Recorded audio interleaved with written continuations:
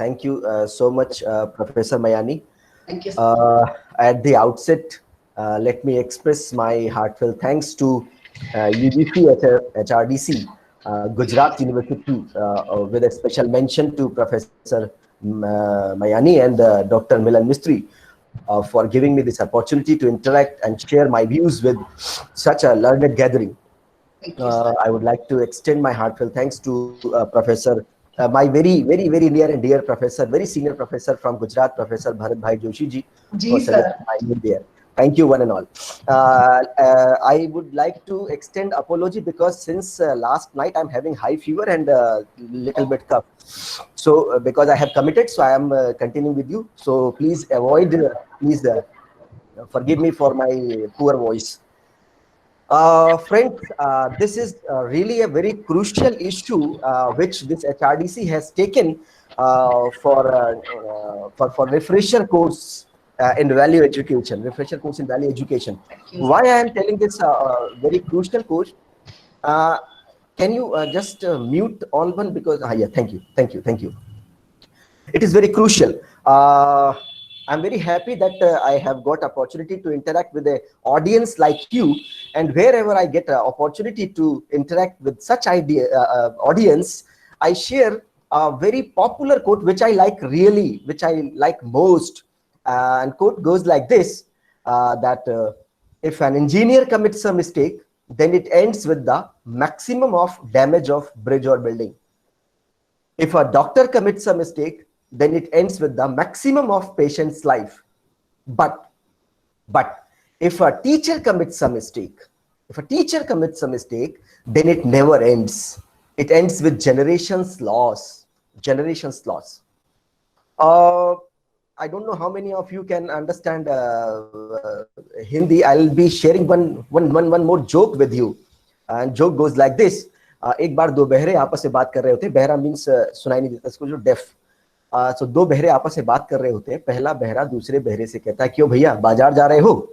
तो दूसरा वाला कहता है, नहीं मैं बाजार जा रहा हूं. तो पहला वाला कहता है, ओह अच्छा, मुझे लगा बाजार जा रहे हो. ये जो मैंने आपके साथ शेयर किया, this I have shared because somehow in Indian educational system we are behaving like two deafs.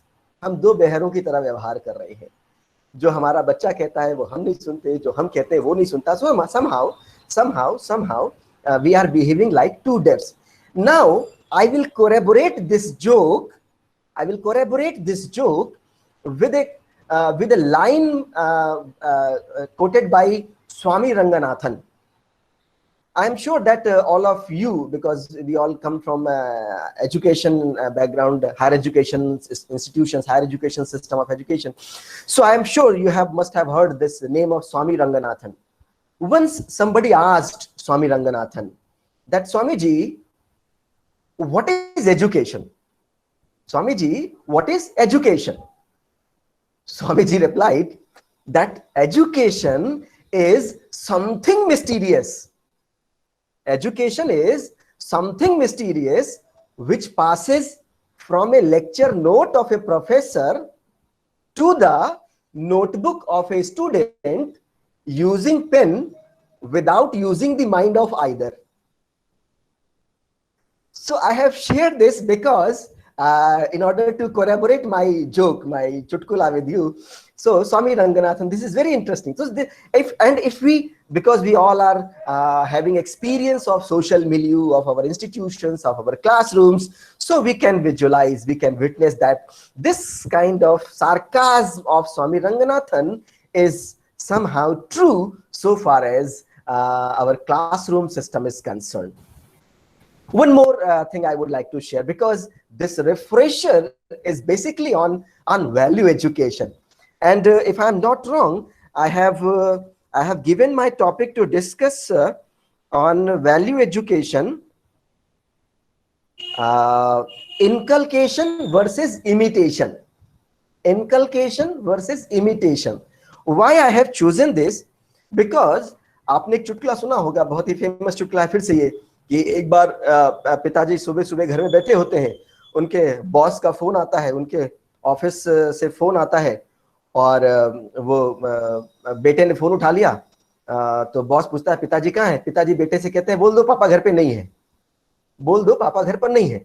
So we are somehow trapped between this inculcation versus imitation. What we are doing in India is, we are inculcating, we are trying to inculcate, while on majority of the part values are subject of imitation. So I have shared this very popular common phrase that कह दो पापा घर पर नहीं है.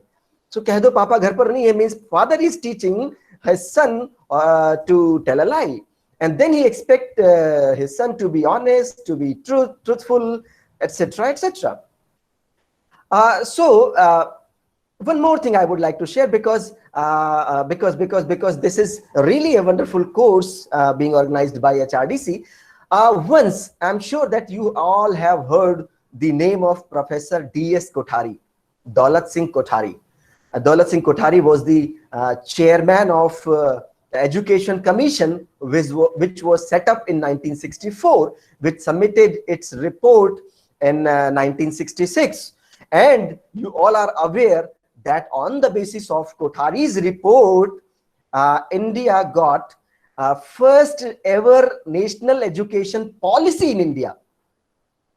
That too after 21 years of independence. तो भारत को अपनी पहली पॉलिसी बनाने में 21 साल लग गए. लेकिन we all are aware that 1968 policy was not in a position to address the different issues, the different contextual setups of India. So 1986 policy, that is after 39 years, 1986 policy came, which was somehow complete to address the concerns of India as a varied country.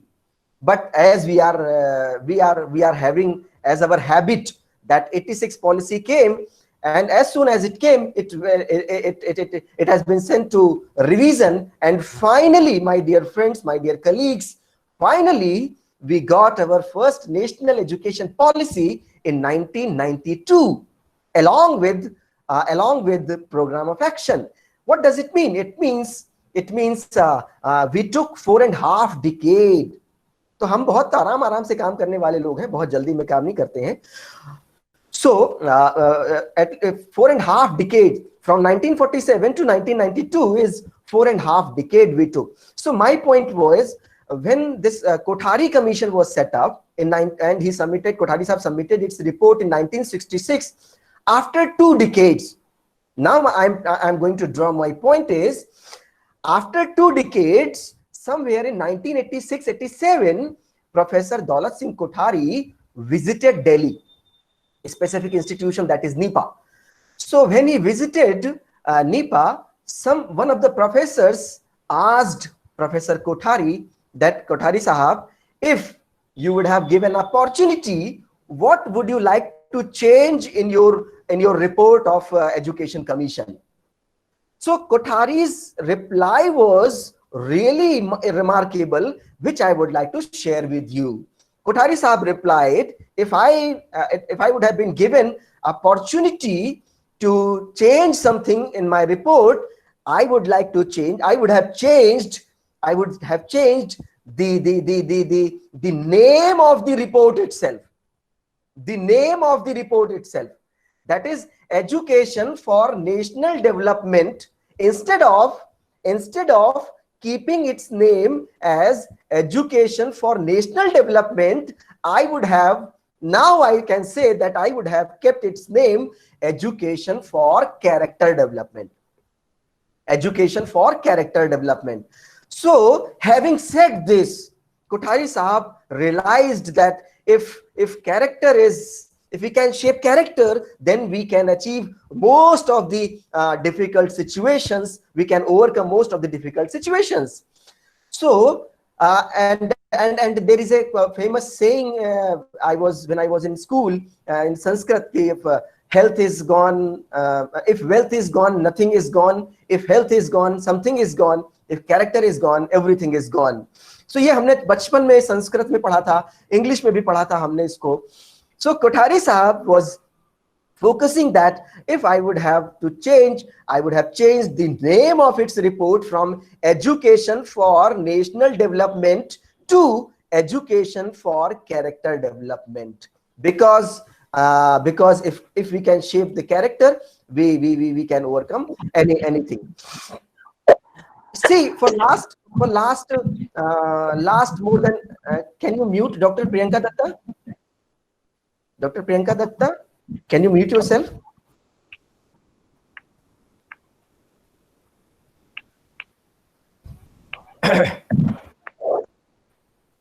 Thank you. So for last more than 7 decades, we are somehow trapped in the dichotomies between cognitive, affective, and psychomotor domain. Why I am saying so? Because if you ask any people from education, what is the aim of education? What is the aim of education? So the natural and common reply is, aim of education is all-round development of a child.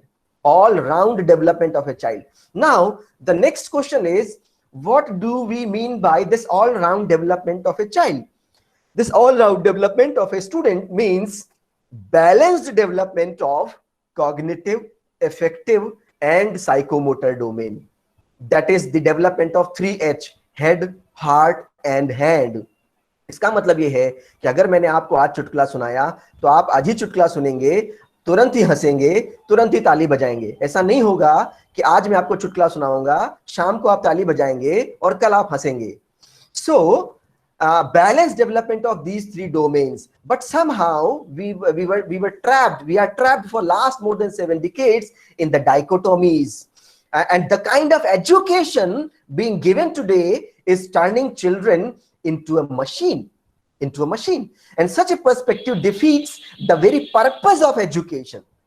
The very purpose of education, as we are aware that the wholesome development of personality, including ethical development, which is the fundamental for responsible decision making in case of moral conflicts. Friends, let me share one more story with you. A story goes like this.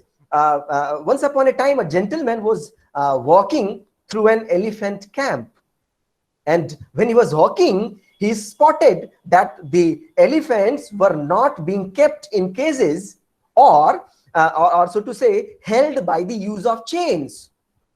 So what he saw is all that was holding them back from escaping the camp was a small piece of rope,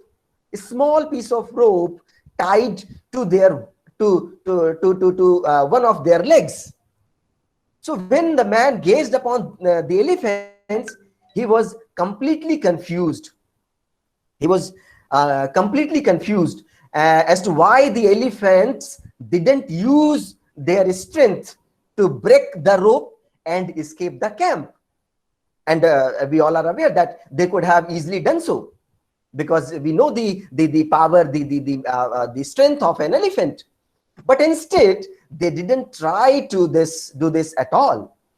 So, having seen this, curious and wanting to know the answer, he asked the trainer nearby why elephants were just standing there and never tried to escape. The trainer replied. Now this reply is really interesting, and try to catch the spirit what I am going to share with you now. So the trainer replied, when they are very young and much smaller, we use the same size rope to tie them, and at that age it's enough to hold them back. As they grow up, they are coordinated, they are conditioned to believe they cannot break away, because they have this kind of conditioning since their childhood. So they believe the rope can still hold them. So they never try to break free. So what is the moral of the story? Moral of the story is, no matter how much the world tries to hold you back, always continue with the belief that what you want to achieve is possible. Believing you can become, believing that you can become successful is the most important step in the actually achieving it. So why I have shared this story with you? Because we are somehow stuck with such kind of teeny rope which we can break any time to overcome the crisis in the field of value education. One more thing I would like to share with you, that is this is the poem from T.S. Eliot. These are the very famous line of T.S. Eliot. I saw that one of the students, one of the faculty said that he was the student of Vishwa Bharati.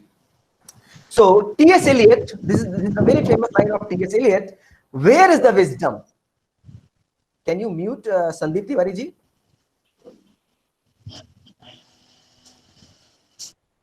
Thank you. So T.S. Eliot once says that where is the wisdom we have lost in knowledge? Where is the knowledge we have lost in information?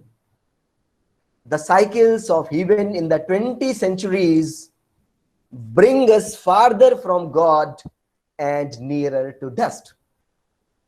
And this I have shared, these two things I have shared because in past more than 7.5 decades, we have made many mistakes. So far as many different issues of education, policy making, issues of policy making are concerned, which I'm not going to deliberate today at all, because my today's assigned mandate is completely different. So now we all are aware that if we say that it's a formidable task to enter into the realm of values in a tangible manner, but education has to take on this task. A holistic and integrated approach to education for values may seem to be unrealistic, but this is only this approach, that holistic and integrated, is likely to retain the essential meaning of education. My dear colleagues, I'm sure by now you must have gone through the intent of our new education policy, that is National Education Policy 2020. If you see the intent, the whole National Education Policy is focusing on holistic education, integrated education, multidisciplinary education, and this National Education Policy is trying to break the rigid boundaries between the disciplines, between subjects. So the focused attempt on values, in this context, the focused attempt on values are to be viewed as a part of quality education and not as an added curricular intervention. And that is why I have chosen my topic to share with you that value education, inculcation versus imitation. Inculcation versus imitation. So education for values contributes to quality education, because I have already shared with you the idea of D.S. Kothari after 2 decades after submitting his report. So what education for values contributes to quality education, and both are in fact mutually reinforcing. Quality education reinforces values strengthen values, and value contributes to quality education. So if education promotes all-round development, including ethical, moral aspect, education for values gets reinforced. Now, to begin with our discussion in detail, so far as values educations are concerned, I'm not sure from how many backgrounds participants are participating, so that therefore I am taking you to the very general kind of concept, and this the whole idea of what values should be fostered through education has been best expressed in the Constitution of India itself. In the Constitution of India itself, the Indian Constitution has explicitly laid down fundamental duties of its citizens in Article 51A, emphasizing that every Indian citizen would. And when I am sharing this with you, let me share one more thing with you. I think last year last year I was supposed to deliver one lecture in Ranchi to a group of teacher educators. So before entering into the lecture, what I have done is I had taken sample of 100 teachers and asked them these fundamental values inherited in our Indian Constitution. You will be surprised to know, you will be surprised to learn that out of 100, only 3 could respond. 97 teachers were not at all aware of the values which are very much inherited so far as our Constitution of India is concerned. So that is why I'm sharing with you that the idea of what values should be fostered through education has been best expressed in the Constitution of India. And this you can see in Article 51A, where it says, number 1, that promote harmony and spirit of common brotherhood, transcending religious, linguistic, and regional or sectoral diversities. It further says, renounce practices derogatory to the dignity of women. It further says, value and preserve the rich heritage of our composite culture. It further says, protect and improve the natural environment. It further says, develop the scientific temper. Develop the scientific temper. Let me share with you very interesting anecdote from Mudaliar Commission here with you. Mudaliar Commission submitted its report in 1953 itself. 1953. Now imagine the context of 53. So in 1953, Mudaliar Sahab is writing in his report that a democracy which is confused can neither make progress nor even maintain itself, because it will be open to the risk of being misled by demagogues. So he said these lines in 1953 itself. And further, Mudaliar Sahab further says that we need to provide such education so that we can inculcate a sense of reasoning, sense of justification, scientific temper among our students, so that they cannot reject the old because it is old, or neither they can accept the new because it is new. So they can prevail their sense of judgment, sense of reasoning, scientific temper. Now, my dear colleagues, this particular line I have quoted from Mudaliar's report in 1953. And when I see 2020, somehow I find that these lines still stands true. Then further, this 51 says that abjure violence. Further, it says strive towards excellence in all spheres of individual and collective activity, so that nation constantly rises to higher levels of endeavor and achievement. So this is what Indian Constitution talks about in 951A. Now, my dear colleagues, if you see the preamble of our Indian Constitution itself, preamble lays down 4 universal values: justice, liberty, equality, fraternity. Now, justice, if you see, justice ensures that the freedom of one does not become tyranny for another. Justice to be truly meaningful needs sharing of power, compassion towards underprivileged, and empathy towards the disadvantaged. An education of rights and duties becomes important to ensure a fight for justice. Now here my point comes of inculcation versus imitation. And I have already shared in the beginning itself that our major focus is on inculcation than on imitation, because for imitation, what I am saying, I have to follow. Then if you see, liberty of thought and action is a fundamental value embedded in our Constitution. So it is the basis for creativity and exploration of new ideas and experiments that can advance social progress. I'm sure you will be agree with me when I'm going to share that this lack of freedom in the field of our researches,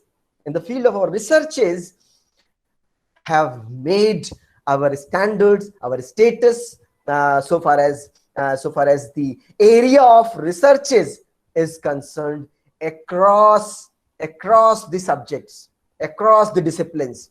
When I'm saying it, I mean it. When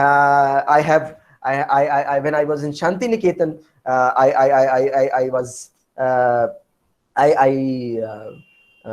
saw one day in the newspaper, front page news of a newspaper was for India's research, on India's research, quality of India's research was uh, tiger in graduate, rat in research. Tiger in graduate, rat in research. And when I went to the whole news, I realized that yes, we are having truly pathetic state so far as research is concerned. And it is not my concern only. If you see this National Education Policy 2020, it is also showing its concern so far as our poor standards of quality is concerned in the researches. And NRF is there now. Many ideas are coming up. Let's see how far they will be making their success. So freedom. So that is why I focus. I draw your attention here. The freedom, this liberty of thought. It is the basis for creativity and exploration of new ideas and experiments. In India, I have witnessed. In India, I have seen that we are hesitating so far as taking initiative is concerned. We scare in taking initiatives. Why? Because we have been groomed in such a way.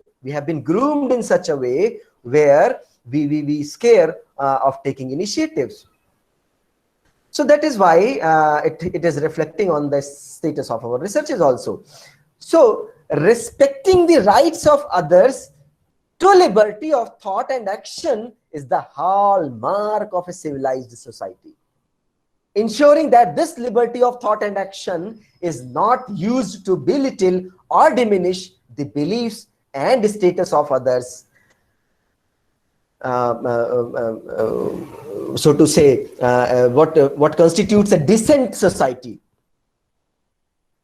So democracy creates opportunity to pursue one's chosen end as well as respect others' rights to do so. And when we talk about India, which is a diverse country, we all are aware of its diversity. So in a diverse country like India, exercising freedom with responsibility is a must for ensuring peace in the nation. Now come to equality. I'm taking these things from preamble only. Equality is another value enshrined in the Constitution. Freedom and justice remain mere words. I am repeating my line again. Freedom and justice remain mere words if equality is not ensured.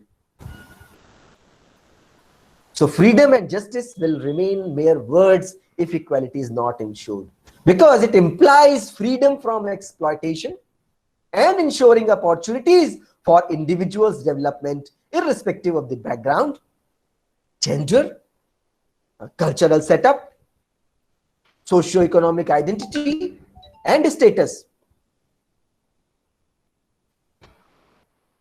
Now come to the fraternity. Fraternity is at the heart of a school, society, and nation. Fraternity is at the heart of or a school, which is miniature form of society and nation. Social solidarity is a vital part of a society that has place for the aspirations of all members of society. So understanding, and that is why we need to understand the importance of fraternity and the knowledge that we all belong to a large community, a nation, and the globe is also to discover our innate humanity. सर्वे भवन्तु सुखिनः, सर्वे सन्तु निरामयाः, सर्वे भद्राणि पश्यन्तु मा कश्चित् दुःखभाग् भवेत्. Is our had been our core values in our ancient time. Vasudhaiva Kutumbakam. Vasudhaiva Kutumbakam. Now people are saying global village, but if you see etymological difference between this Vasudhaiva Kutumbakam and a global village, you will be finding a drastic change between difference between these two concepts. So our concept of Vasudhaiva Kutumbakam was having a large scope so far as this all humanity and personal relation is concerned. So it is only when we recognize our interdependence, then we are empowered to help build a peaceful nation and world. And therefore, the citizens need to internalize the principle of equality, justice, and liberty to promote fraternity among all, regardless of, I mean it, when I'm saying it, I mean it, regardless of religious beliefs, regional setups, and local diversity. So the Constitution of India, the Constitution encompasses the values for living in harmony with self and one's natural and social environment. It provides the baseline in working out the framework of values to be nurtured in students. So if you see the values values like truthfulness, sense of responsibility, trustworthiness, loyalty, love, peace, respect for others, etc., are nurtured right from the beginning. The efforts will go a long way to enable students abide by the Constitution and contribute to the larger health of society and the nation at large.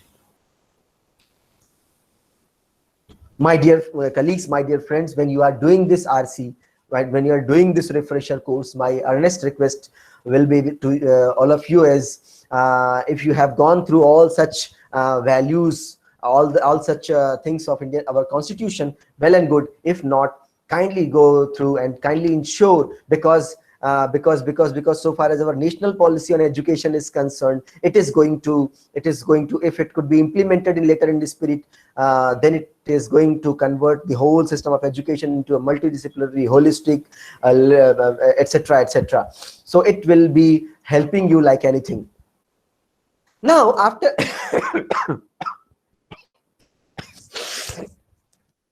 having said this, now I don't know how many days you have already covered in this RC, and maybe I'm going to repeat what I'm going to say now, but repetition is very repetition is considered very pious so far as Indian system of Indian culture is concerned, because we recite the same Sanskrit mantra, same lines from Quran, from Bible, from whatever religion you refer. So we recite the same line every morning and evening. So repetition considered very pious in Indian Constitution, Indian civilization. So maybe I may repeat these things. So now the next issue is we need to understand, what do we mean by values? What are values? So friends, values all are I'm sure by now you are aware of these things, that values regulate and guide human behavior and action in everyday life. I'm repeating for you once again, values, what I personally mean is, values regulate and guide human behavior, human action, human endeavors in everyday life. Values are embedded in every word we select and speak, what we wear, ways in which we interact, our perceptions and interpretation of others, reactions in what we say and so on. So in a nutshell, I can say that values are formed on the basis of interests. Values are formed on the basis of choices. Values are formed on the basis of desires. Values are formed on the basis of preferences. So these comprise the whole nuclei of value formation.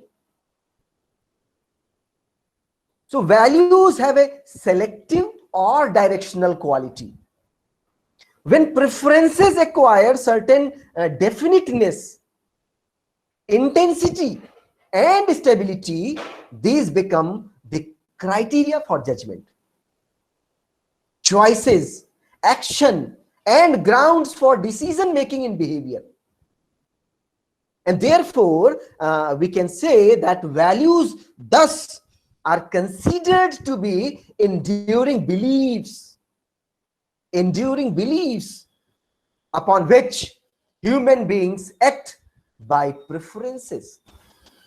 So my value is my preferences. My value is my preferences. Your value is your preferences. So value involves the processes of thinking, knowing, or understanding feelings and actions.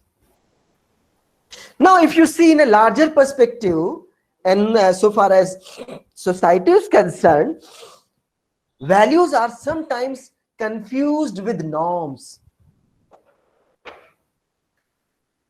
Values and norms are two different things, which after a certain point, which overlaps also. The term norm is used for a relatively specific pattern of expected behavior, and this norm is obligatory. So norm is used for relatively specific pattern of expected behavior, and this particular specific pattern of expected behavior is obligatory.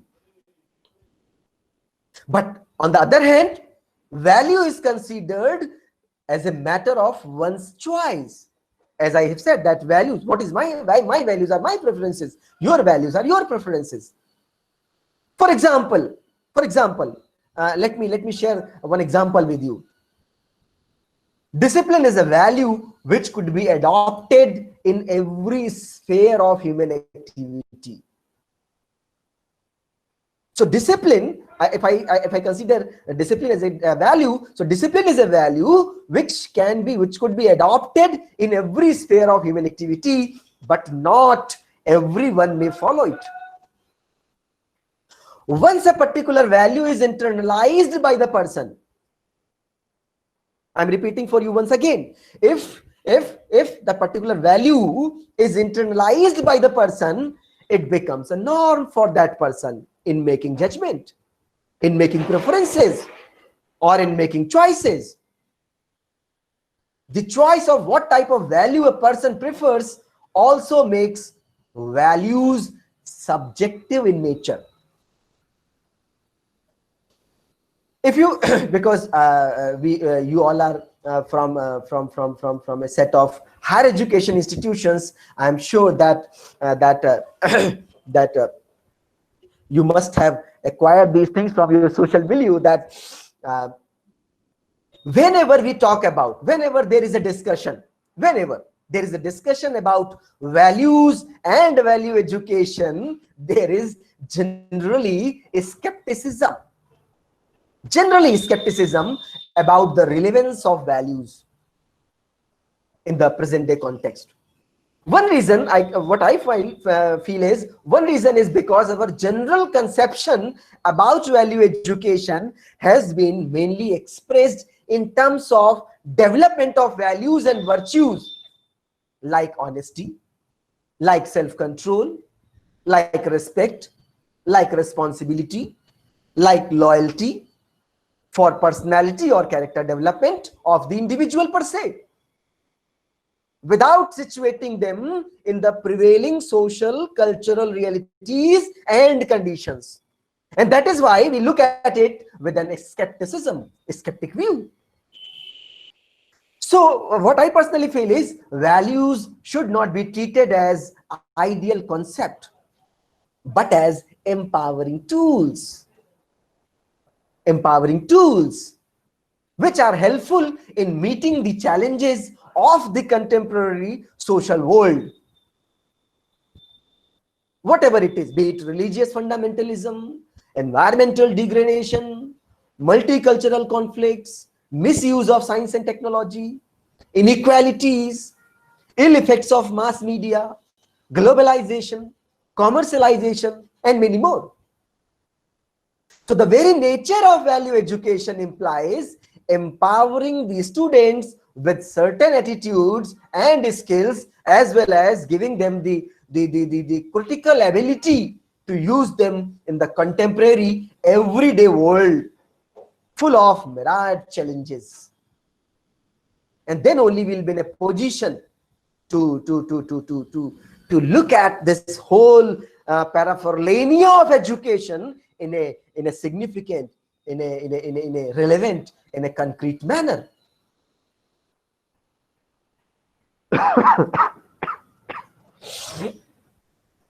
So now, since independence till date, this is really a very important issue which we neglect often. It's a very important issue.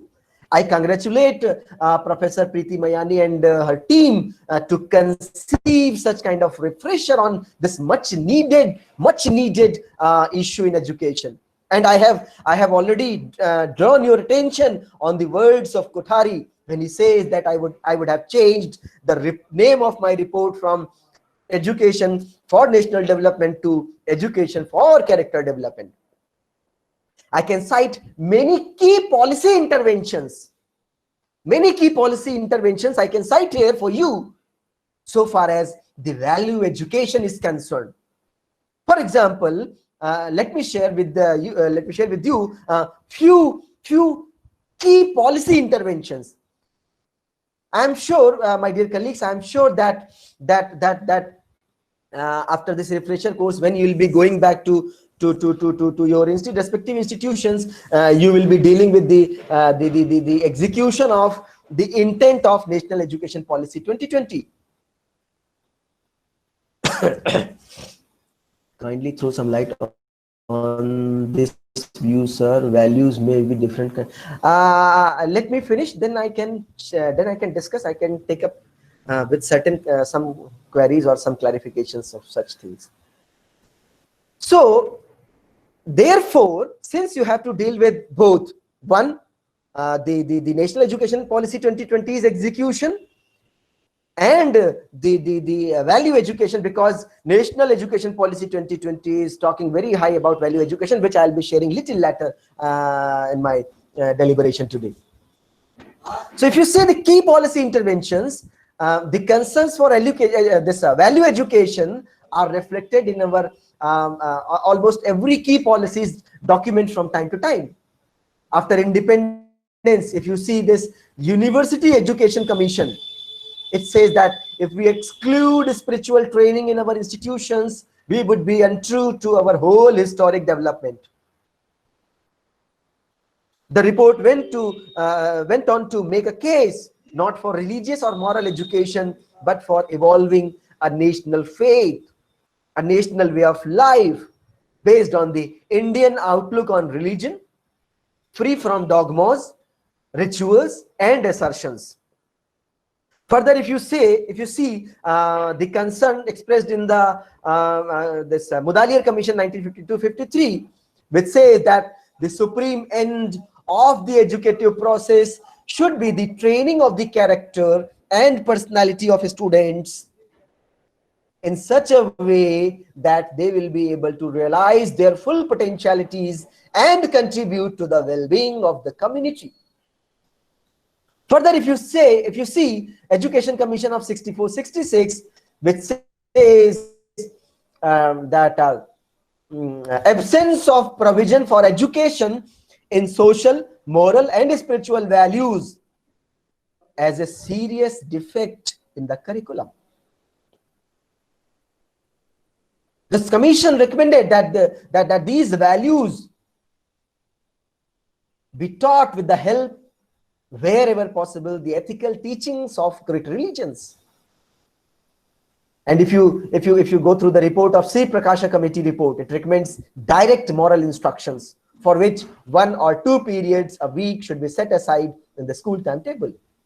Similarly, if you see the concerns of National Policy on Education 1986, it expressed concern over the erosion of essential values and an increasing cynicism in society. The same policy 86 advocates turning education into a forceful tool for the cultivation of social and moral values. It says education should foster universal and eternal values oriented towards the unity and integration of our people.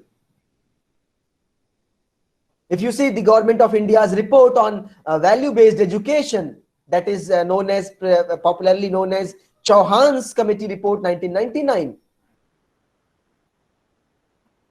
submitted in both houses of parliament, impetus to resume work on value orientation of education. You are doing this, there you must see this report once. The National Curriculum Framework for School Education 2000. This framework echoing the same concern which was expressed by National Policy on Education. When this National Curriculum Framework for School Education says, in 2000, it says erosion of essential social, spiritual, and cynicism at all.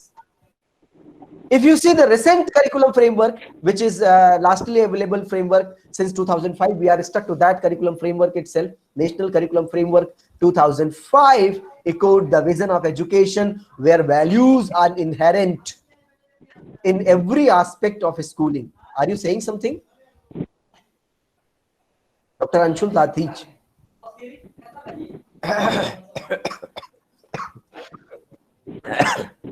Can you mute yourself, Dr. Anshul Dadhij? Dr. Anshul, please mute yourself.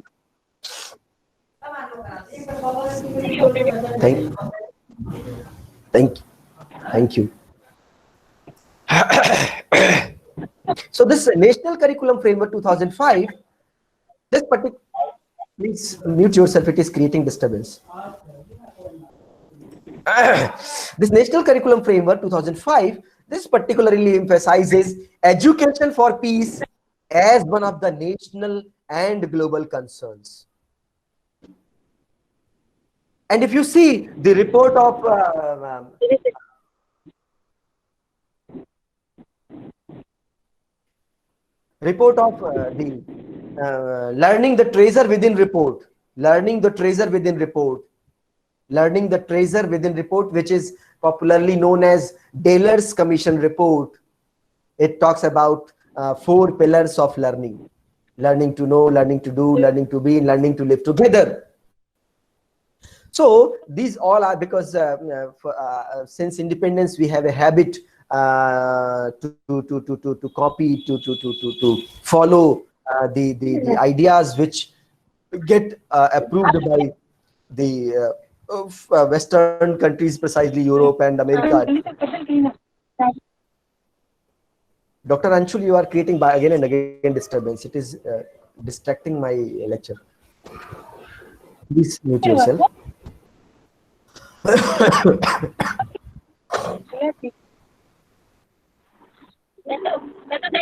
I think Anshul Dadhij has given his mobile to some of the family members and left the schools. So, so if the philosophy and principles as articulated in National Curriculum Framework 2005 and the position paper on education put into practice value-oriented education will indeed occupy the center stage.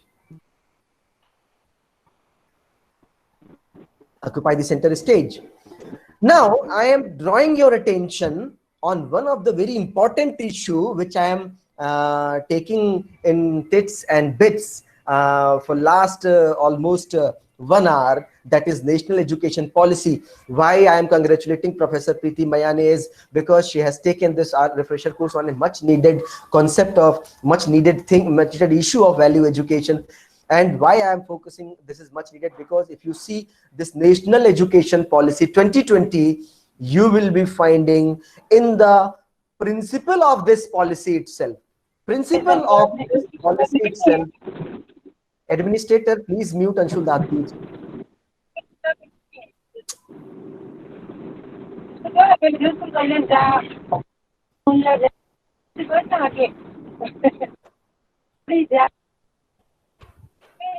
See, we have certain limitation of online deliberation. This is a major value concern which we need to learn.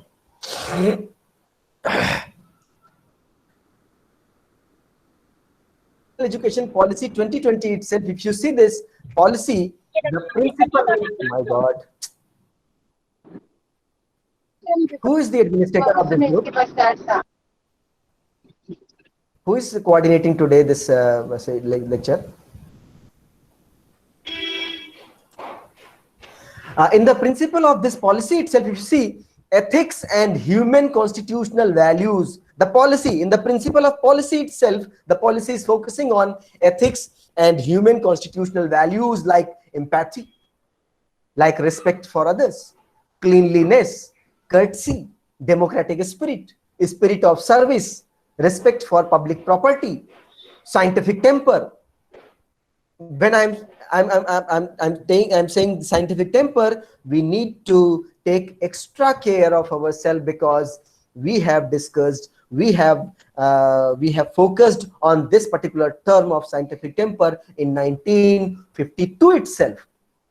Since 1952 till 2020, we are yet to achieve the scientific temper. So let this policy translate this idea to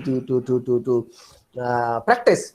So scientific temper, the liberty, responsibility, pluralism, equality, and justice. Then this I have talked about from the policy principle of this National Education Policy 2020 itself. If you see the vision of this policy, National Education Policy vision, if you read the paragraph of vision itself, the vision of policy discusses about values. Then you see, you will be finding the idea of value education, the concern on value education is spread across the policy. For example, if you see point 4.4, National Education Policy, English version, if you see the point 4.4, when it talks about holistic development of learners, it talks about values. When you will be looking at 4.23, 4.28, when it talks about curricular integration, it talks about value education. When you will be looking at the point 6.20, equitable and inclusive education, you will be finding it talks about values. This is the portion I have discussed from school education sector. When you will be looking at the portion of higher education in the National Education Policy 2020, you will be finding the concern on values in point 9.1.1, 9.1.2, in the very beginning of higher education itself. Very beginning of higher education itself. Then you will be finding the concern for value education in point 11.8, when it talks about towards more holistic education. Then you will be finding the concern for value education in the point 15.1 and 15.5, when it talks about teacher education.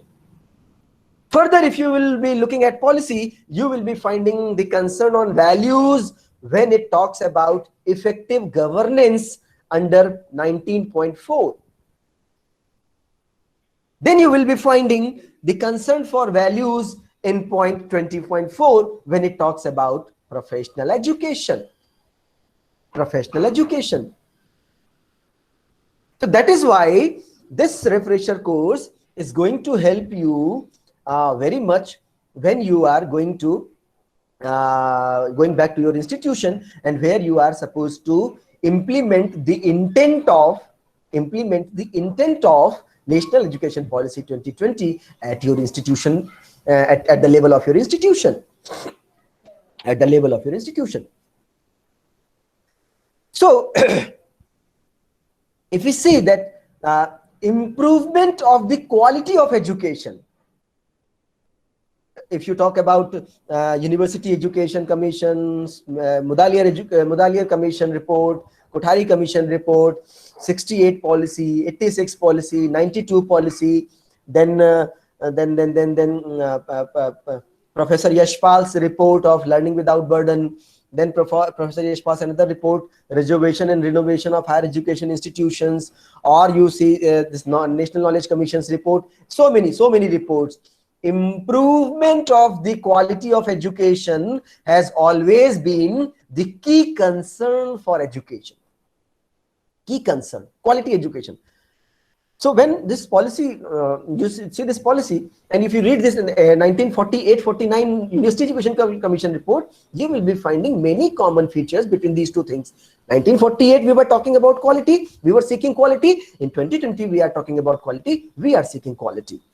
So that means improvement of the quality of education has always been the key concern for education. If I draw your attention in the recent times, where quality education is being defined in more pragmatic terms. I don't know how many of you have heard the concept of taxonomy of educatedness. Taxonomy of educatedness. This concept of taxonomy of educatedness has been discussed in the area of total quality management in education. And this taxonomy of educatedness takes the whole education into 4 ladder: informed, cultured, emancipated, and self-realized. Informed, cultured, emancipated, and self-realized. Informed, smoking is injurious to health. I am informed, and on the basis of this information, I don't smoke now. That means I was informed, now I am cultured. On the basis of my overall understanding, now I'm in a position to see an individual as an individual, irrespective of the religion, gender, reason, language, caste, etc. If I'm taking that individual as an individual only, that means I'm emancipated. And this taxonomy of educatedness at the last step talks about self-realized. This self-realization is different from philosophical self-realization. This self-realization means what a man can be must be. I am repeating my sentence again for you. What a man can be must be. यानी एक इंसान के अंदर जो potential है कर सकने की, वहां तक वो पहुंच जाए. What a man can be must be. And that is why I said that in recent times, quality education has been defined in more pragmatic terms.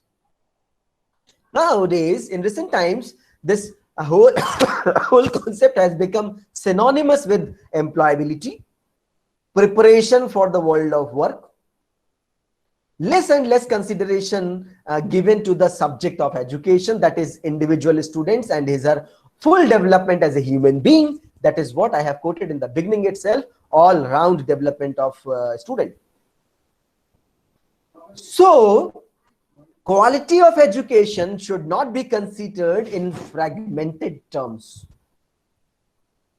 but in a more holistic and expanded manner. And that is what National Education Policy 2020 is focusing. How many the points which I have discussed with you precisely if you go through those points, you will be finding the concerns for values in the national education policy. So improvement of quality of education is not the only reason for value education. The current resurgence of interest in education as a powerful means to inculcate value among students is also due to the fast degeneration of values in our country. Despite considerable progress made, our society is shaken by conflicts, corruption, and violence. There has been a distortion in our value system. We are somehow being trapped by regimented ideas. We are somehow trapped by this regimented ideas is more than sufficient to understand. Let me share one more story with you. I'm sure that this is a very common, popular story which you have heard very often, but let me share with you in my own way.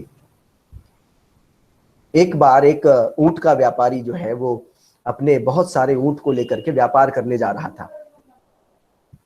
रास्ते में जब शाम हो गई, उसको रुकना हुआ, तो वो एक धर्मशाला में जाके रुका। जब धर्मशाला में रुका तो उसने रुकने की शर्त रखी कि सारे जितने ऊंट हैं मेरे, इन सब को बांधने के लिए आपके पास नेल है कि नहीं, नेल और रस्सी है कि नहीं? हाँ है मेरे पास। तो जो धर्मशाला का ओनर था उसने कहा मेरे पास नेल और रस्सी है, चिंता ना करें, मैं आपके सारे ऊंट बांध दूंगा। तो वो बांधना उसने शुरू किया। तो वो एक नेल लेता, जमीन में गाड़ता, एक रस्सी लेता, ऊंट के गले में बांधता और उस नेल में बांध देता। ऐसे करते करते करते करते करते करते उसने सारे ऊंट बांध दिए, लेकिन एक ऊंट बच गया। एक ऊंट बच गया। व्यापारी परेशान। व्यापारी ने कहा भाई आपने कहा था सारे ऊंट बांध देंगे, लेकिन अब आपके पास रस्सी भी नहीं है, आपके पास नेल भी नहीं, कैसे बांधोगे इस ऊंट को?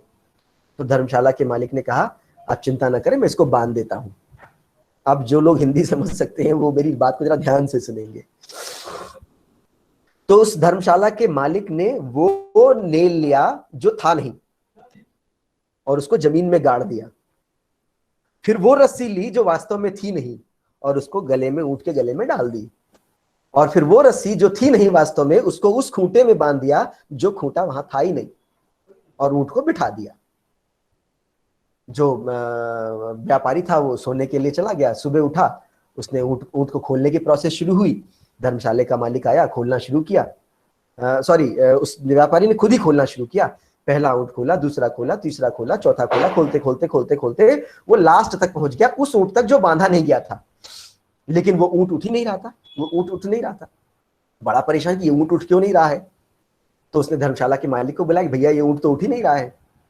तो धर्मशाला के मालिक ने कहा कि ये ऊंट उठेगा कैसे, इसका पहले रस्सी तो खोलो, इसका खूंटा तो खोलो, इसका जो नेल है उस नेल को तो खोलो, तब तो उठेगा। तो उसने कहा क्या मजाक करते हो, ये तो बंधा नहीं है। तो उसने कहा कि, तो धर्मशाले का मालिक आया, उसने ऊंट के गले से वो रस्सी खोली जो थी ही नहीं, उस खूंटे से वो रस्सी हटाई, उस खूंटे से वो रस्सी हटाई उस नेल से जो नेल वहां था ही नहीं। तो moral of the story is कि हम, ये जो आखिरी वाला ऊंट था, इसी की तरह से हम उन बंधनों से बंधे हुए हैं, जो वास्तव में है ही नहीं। इसलिए we need to overcome on certain on different regimentation. That is why I have shared these two stories with you. Now if you see value education, what this value education aims at. Value education, I'll not take much time. I'll be discussing 3-4 minutes so that we can have certain interaction so far as different point of understanding is concerned. So if we discuss on what this value education aims at, so from a broader perspective, the aim of value education is linked with the fundamental question of what education itself is meant for. I'm repeating for you once again. from broader perspective, aim of value education is linked, is connected with the fundamental question of what education itself is meant for. In the beginning, I shared the sarcasm of Swami Ranganathan, where he says that education is something mysterious which passes from a lecture note of a professor to the notebook of a student, using pen without the using of mind, without using the mind of the others. So from individual's perspective, if you see from individual's perspective, the purpose is to enable students achieve personal fulfillment for success in life and work. From social perspective, education aims to prepare young people to contribute to the society or nation and the world around.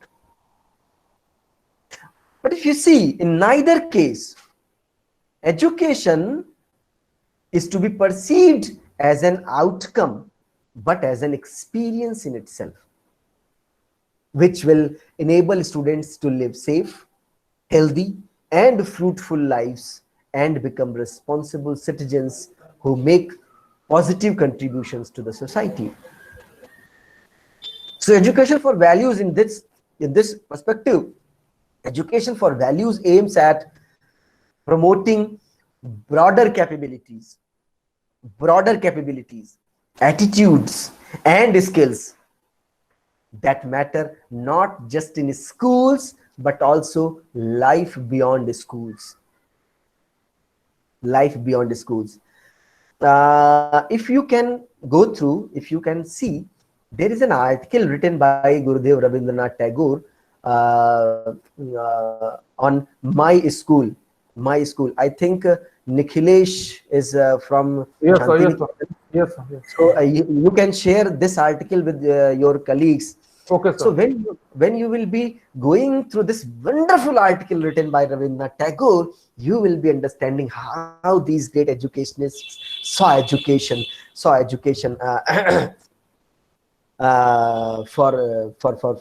beyond the life of schools. So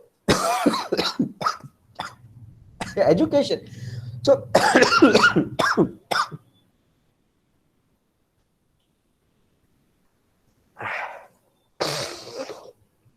so these broader capabilities, education for values, I was talking to, education for values aims to promote broader capabilities, attitudes, and skills that matter not just in school, but also life beyond schools, and making this world a better place.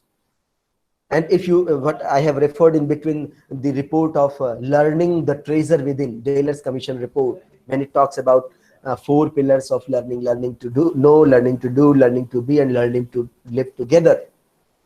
That if you read those things, you will be finding that we have said these things, we have shared these ideas much before, much earlier to these commissions, committees, reports.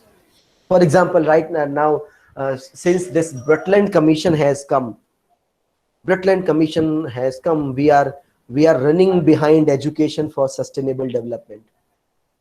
But if you see, from Indian legacy, from Indian culture, we have always respected natural resources, and that is why there may be a difference of opinion among us, but whatever was the reason, in order to respect those natural resources, we have associated with them in the name of different gods and goddesses, like river, mountain, trees, etc., etc. So education for values highlights the understanding that values are to be inculcated in students, not just for their own interest, but also for common good, reflecting the balance between individuals' interest and the larger interest. And when I'm saying this, we need to take care of imitation also, because in the very beginning itself, I have shared that at the daily life experience, when father says to his son, "Keh do ki papa ghar par nahi hai." So value is a part of imitation also. So we need to perform on certain frame. So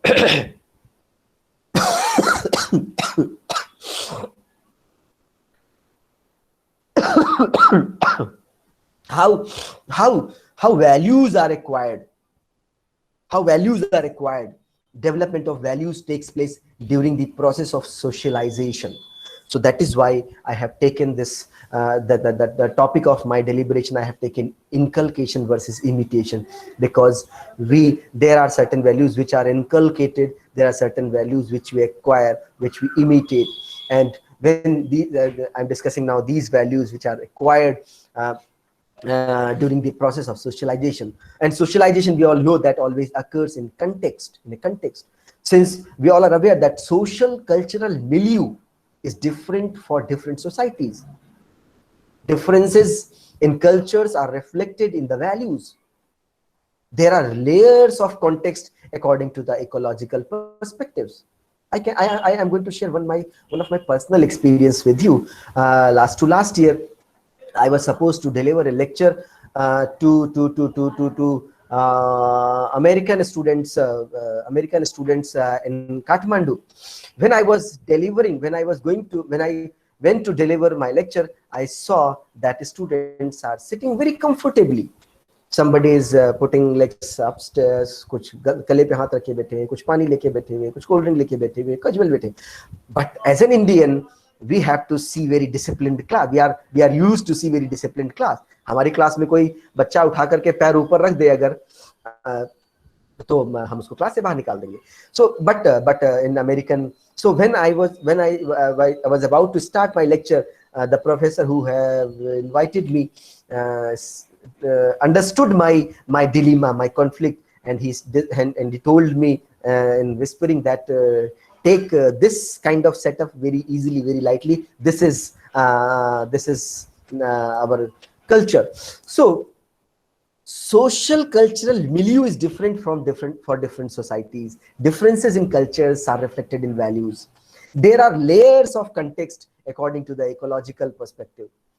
The smallest of the context in which the child lives and moves is the immediate family, the school teachers, the peers, neighborhood, play area, etc., etc. So all and if you see that another layer of context is the direct involvement of individuals affecting the child, such as parents' interaction with the neighbor in which the child lives. So from our setup, from our surrounding, from our social cultural setup, we can witness, we can actualize, we can realize these things. Now, if you see, and I'm going to end my deliberation after this, that teacher development and staff orientation, so far as value education is concerned, the development of values amongst students does not depend only on explicit value education efforts, but on the maturity, training, and experience of teachers with whom they interact.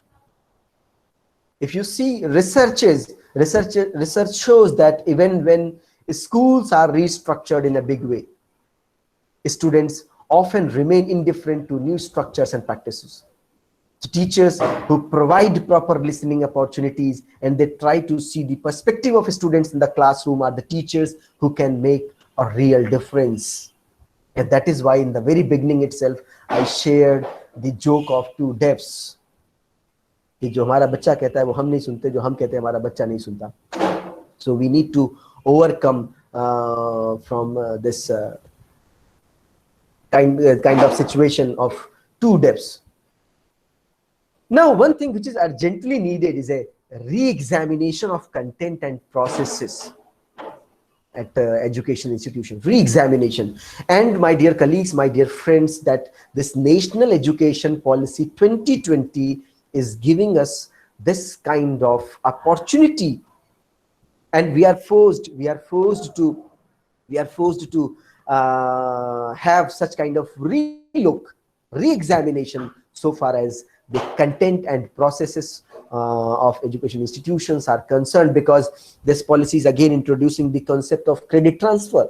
The policy is introducing the concept of academic bank of credit, and therefore all such kind of notions needing our attention. So this value education is not at all responsibility of educational institutions only. This value education is the responsibility of both the parents, the guardians, the public, and so many strata of society. But a school, due to its institutionalized nature, or education institutions, because of its institutionalized nature, ought to take major responsibility. Personals have an obligation towards providing value-oriented education. And this whole planning cannot be done in ad hoc manner or in haphazard manner, but has to be a conscious and deliberate, well-planned enterprise with knowledge and forethought.